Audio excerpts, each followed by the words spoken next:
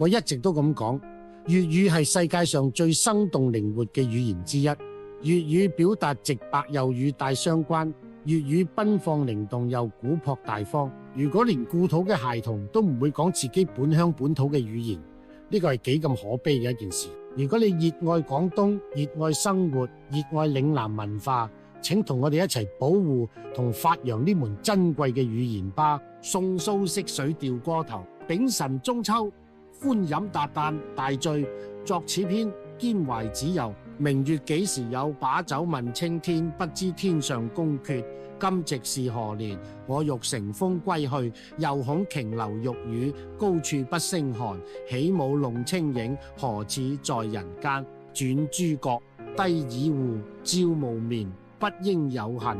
何事長向別時圓？人有悲歡離合，月有陰晴圓缺。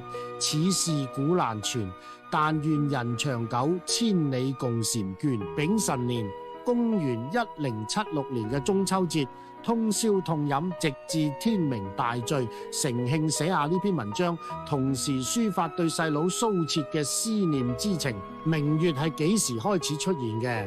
我端起酒杯遙問蒼天，唔知道喺天上嘅月宮今日係何月何年啊？